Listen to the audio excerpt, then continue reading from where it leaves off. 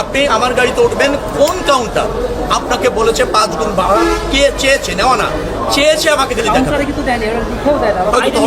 বাইরে না। বিচ্ছিন্ন কথা। বাংলাদেশে কোনো মানুষ 5 গুণ ভাড়া চাইবে আর দিয়ে যাবে? দেয় এখানে যে আছে, পুলিশ কন্ট্রোল রুম আছে, র্যাবের কন্ট্রোল রুম আছে, মনিটরিং সেল আছে, ডিআরটিএস সেল আছে, সমন্বিতভাবে কাজ করছে। কোনো অনিয়ম ওইভাবে হয়নি, বিচ্ছিন্নভাবে হওয়ার চেষ্টা করলেও তখনই তা নিয়ন্ত্রণ করা গিয়েছে, ব্যবস্থা নিয়ে গিয়েছে।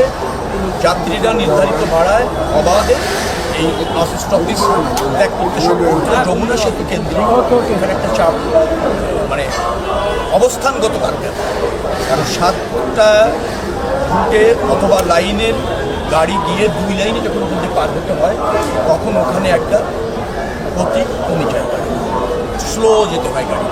তো সেই চাপটা গতকাল বিদ্যা ছিল, এখন থেকে আরও কমেছে। আমি মনে করছি যে 2:30-3টার মধ্যেই স্বাভাবিক গতি চলে আসবে। মানুষ পশুমার মধ্যে নিজ কাঁধায় এবার এই যাত্রাটা নিশ্চিত করতে হচ্ছে। প্রধানমন্ত্রী যারা তাৎক্ষণিক টিকিটে মানে অগ্রিম টিকিট না কেটে যারা যাচ্ছে, তারা অভিযোগ করেছে যে তাদের কাছ থেকে অতিরিক্ত ভাড়া নিচ্ছে।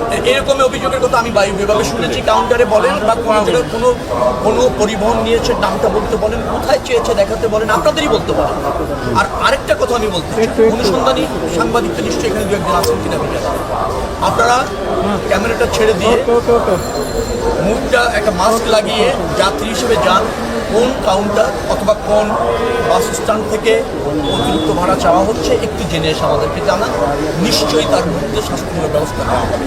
2-4টা প্রবণতা কাউন্টারে না, কাউন্টারের বাইরে চলন্ত পথে রাস্তায় এই রকমের চেষ্টা করা হয়েছে। সেখানেও আমরা জানার সাথে সাথে আমাদের মোবাইল মহাখালীতে বেশি টাকা নেওয়া হচ্ছে।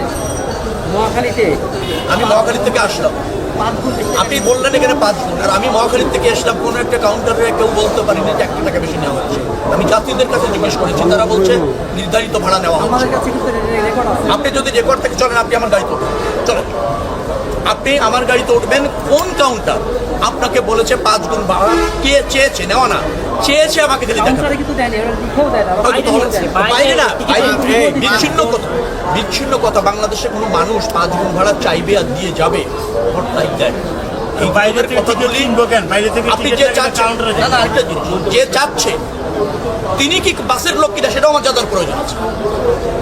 তিনি কোনো কাউন্টারে জব করেন কিনা সেটাও জানার প্রয়োজন আছে। নাকি একজন আমজনতা আপনাকে দেখে প্যানিক করে করার জন্য বলে দিল যে হ্যাঁ আমি 5 গুণ, আপনি যাবেন অমুক পরিবহনে 300 টাকা ভাড়া, বাট আমাকে যদি 1500 দেন আমি নিয়ে দেবো। এই লোকটা তো কাউন্টারের লোক নাও হতে পারে, এই বাসের এমপ্লয়ি নাও হতে পারে, সে একজন মানে আইডেন্টিহীন লোক হতে পারে। তো সেটা আমলে নেওয়ার কোনো বিষয় না। এটাকে আমলে নিলে হয় কি প্যানিক তৈরি। আপনি আমাকে বলবেন কোন কাউন্টার, কোন বাসের মালিক, কোন বাসে যাওয়ার জন্য চাওয়া হয়েছে, সুনির্দিষ্টভাবে বাসের নাম বলেন।